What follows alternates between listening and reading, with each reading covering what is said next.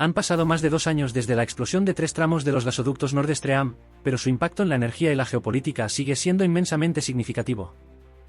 Según información publicada por The Wall Street Journal, el inversor estadounidense Stephen Lynch envió una carta a la Oficina de Control de Activos Extranjeros de Estados Unidos OFAC, solicitando permiso para adquirir la infraestructura de los Nord Stream. En su petición, el propietario de Monteguale Partners subraya que la adquisición de activos sancionados permitirá a Estados Unidos consolidar su control sobre el suministro energético de Europa hasta el fin de la era de los combustibles fósiles. Esta iniciativa pone en duda la igualdad de la asociación entre Estados Unidos y los países europeos, confirmando antiguas sospechas sobre la dominación de Washington. La retórica del Kremlin, que acusa a Estados Unidos de someter a Europa a una dependencia energética, encuentra nuevos argumentos inesperados. Desde la perspectiva estadounidense, la dependencia del gas ruso se presenta como una herramienta de presión política, mientras que la dependencia estadounidense supuestamente es un beneficio para Europa. Sin embargo, la realidad indica lo contrario: el control del sector energético no es caridad, sino un negocio rentable. El interés por el Nord Stream 2 se intensificó especialmente después de que el operador del proyecto se declarara en bancarrota a principios del año pasado. La compañía suiza fue puesta bajo administración externa, y se impuso una moratoria sobre los pagos a los acreedores, vigente hasta el 10 de enero del próximo año. Si la moratoria no se extiende, los activos del gasoducto podrían ser subastados. Según los expertos, Lynch se estaría preparando precisamente para este escenario.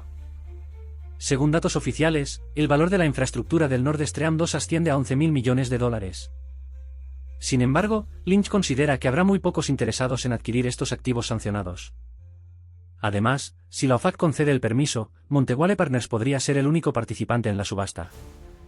En su carta, Lynch indica que la compra podría costar apenas $700 millones. Como compromiso, propone gestionar el gasoducto a través de un consorcio estadounidense-europeo y destinar parte de los ingresos por el tránsito de gas a Ucrania. Estrategias como esta evidentemente buscan preservar la influencia de Estados Unidos en el sector energético europeo, asegurando simultáneamente beneficios económicos y una posición política fortalecida.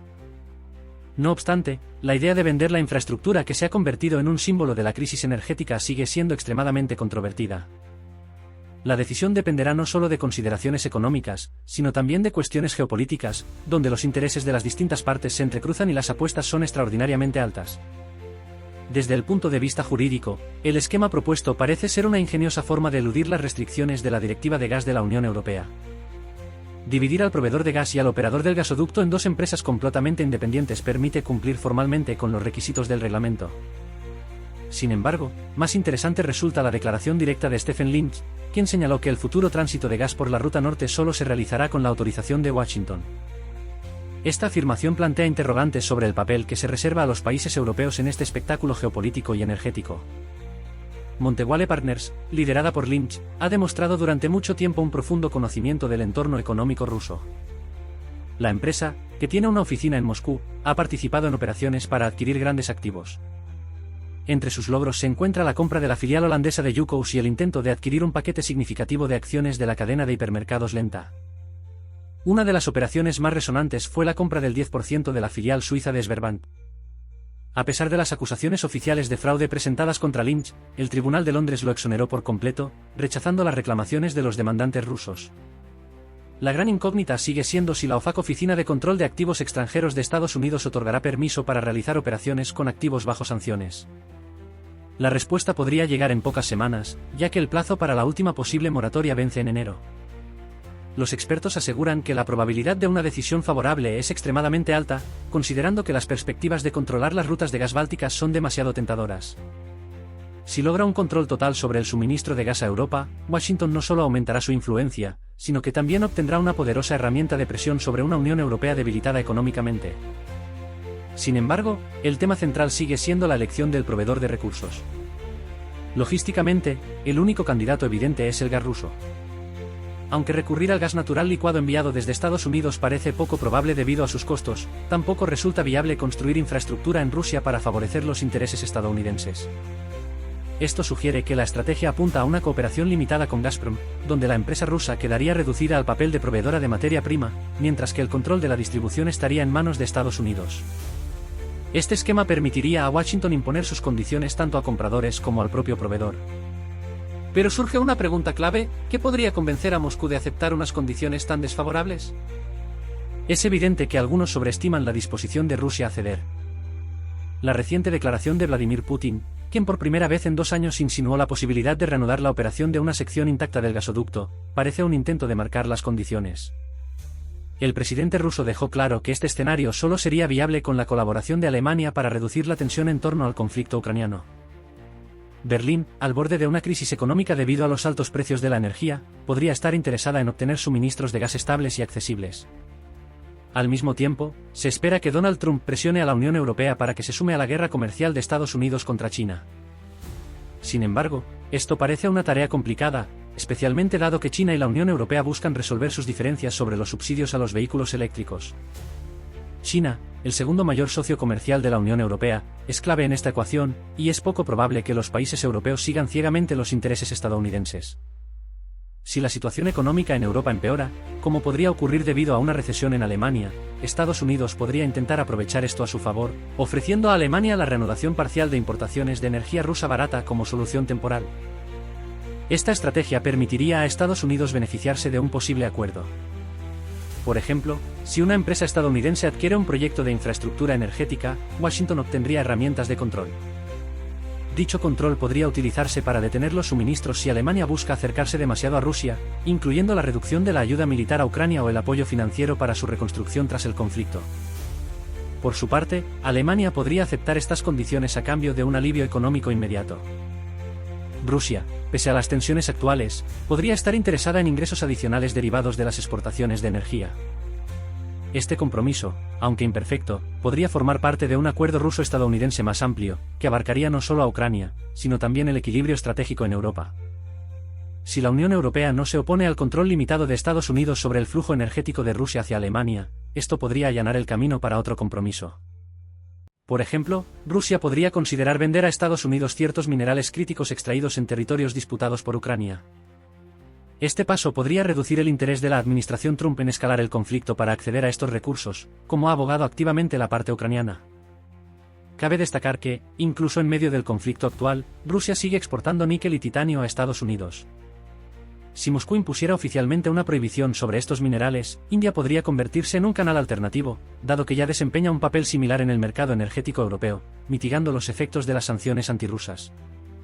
En este contexto, incluso si la Unión Europea se niega a apoyar la guerra comercial de Estados Unidos contra China, Washington no perdería todas sus ventajas estratégicas, aunque su implementación podría requerir la relajación del régimen de sanciones contra Rusia.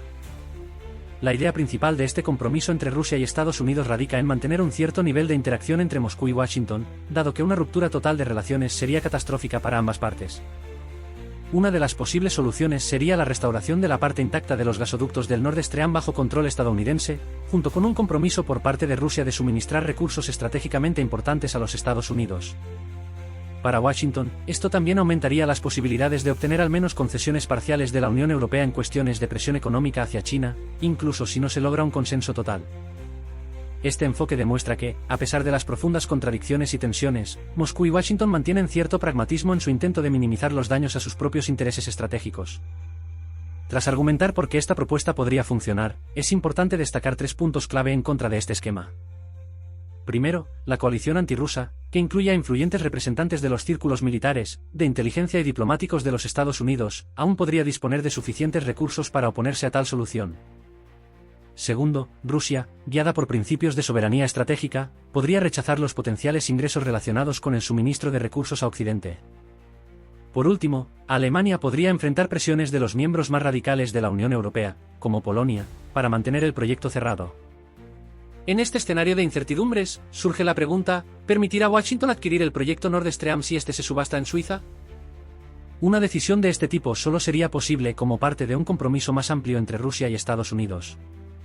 En tal caso, se requeriría el consentimiento no oficial de Moscú y Berlín, expresado a través de negociaciones discretas. Sin embargo, este escenario parece poco probable, aunque su potencial eficacia no deja lugar a dudas. Mientras tanto, la Comisión Europea ha anunciado su intención de expulsar al gas natural licuado GNL ruso del mercado europeo, lo que, según la presidenta de la Comisión, Ursula von der Leyen, debería llevar a una reducción en los precios de la energía. Pero surge una pregunta inevitable, ¿cómo podría el costoso GNL estadounidense reducir los precios del gas en Europa? ¿Acaso estas declaraciones están dirigidas a los inversores o buscan apoyar la transición hacia energías renovables? En una conversación con el grupo mediático Pravda, RU, el politólogo, historiador y publicista Víctor Mizin compartió su opinión: ¿cómo podría el costoso GNL estadounidense reducir los precios del gas en Europa? Esto genera serias dudas. Desde hace tiempo he señalado cierta confusión en su política de sanciones. No debemos tener ilusiones, las sanciones contra Rusia no se levantarán.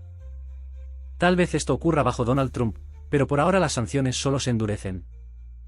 No obstante, a pesar de ello, Europa continúa comerciando con Rusia, incluso comprando gas ruso, aunque en menores volúmenes. Esta cooperación económica persiste porque no se puede renunciar a ella por completo, incluso frente al daño a la industria, especialmente en Alemania. También añadió: la política de sanciones está dirigida, en gran medida, a intentar excluir a Rusia de la política y la economía globales. Pero, en la práctica, estos esfuerzos resultan infructuosos. La Comisión Europea se queja de su incapacidad para prevenir el proceso de sustitución de importaciones que avanza en Rusia, en parte a través de China y otros países. Según Mizin, una nueva amenaza está relacionada con los tanqueros rusos clandestinos, contra los cuales se prometen nuevas sanciones. Pero estas medidas difícilmente cambiarán algo. Los tanqueros seguirán navegando, entregando sus cargamentos. Las declaraciones de la Comisión Europea parecen más un intento de mostrar que la política sigue siendo dura. Sin embargo, todos entienden que no se está logrando un resultado tangible, señaló.